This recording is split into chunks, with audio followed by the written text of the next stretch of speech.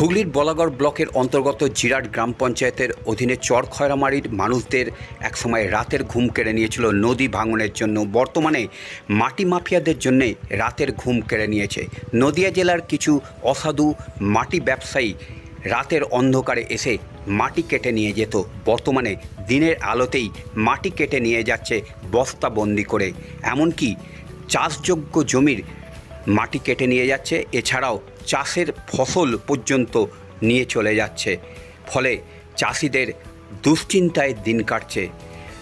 জিরাট গ্রাম পঞ্চায়েতের প্রধান তপন দাস তিনি জানান যে পাকাপোক্তভাবে এখানে যদি পুলিশ ক্যাম্প করা যায় তবেই একমাত্র মাটি মাফিয়াদের হাত থেকে বাঁচানো যাবে, নাহলে আগামী দিনে বলাগড় এলাকার নদী ভাঙন থেকে মাটি পাচার রোখা যাবে না বলেই তিনি জানান।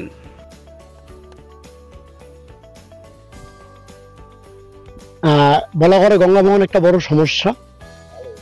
এইভাবে মাটি কাটা চলতে থাকলে ভাঙন আরো বিপর্যয়, ভাঙনটাকে বিপর্যয়ের জায়গায় চলে যাবে। তাই আমরা যেহেতু নদীয়া দুই জেলার ব্যাপার, আমরা ডিএম লেভেলের ব্যাপারটাকে দেখার জন্য বলছি।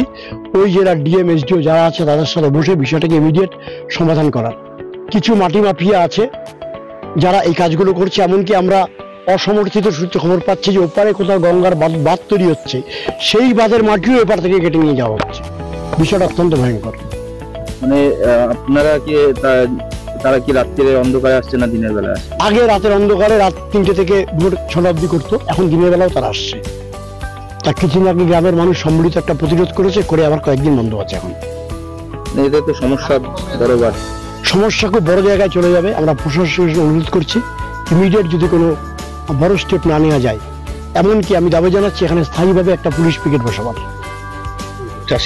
চাষিদের ফসল নষ্ট হচ্ছে। শুধু তাই না, যেটা আপনি বললেন যে আপনি গেলে দেখতে পাবেন যে তিলের জমি, ধানের জমি, প্রচুর মোটা মোটা গাছ, সেই সবগুলোকে কেটে নিয়ে চলে যাচ্ছে, এমনকি গাছটাকেও নিয়ে চলে যাচ্ছে এরা ওপারে। চাষিরাও যারা রয়েছে গঙ্গা পাড়ে, যারা চাষি রয়েছে, তারা কলা গাছের বাগান রয়েছে বা বাদাম চাষ করছে, সেক্ষেত্রে তো তাদেরও সমস্যা হচ্ছে। তারা সমস্যায় পড়ছে বলেই তো আমাদের কাছে আসছে। তাদের সমস্যা, তারা ফসল ফলাচ্ছে, এই ফসল সমেত মাটি কেটে নিয়ে চলে যাচ্ছে। আপনার নাম? তপন দাস, প্রধান জিরাট গ্রাম পঞ্চায়েত।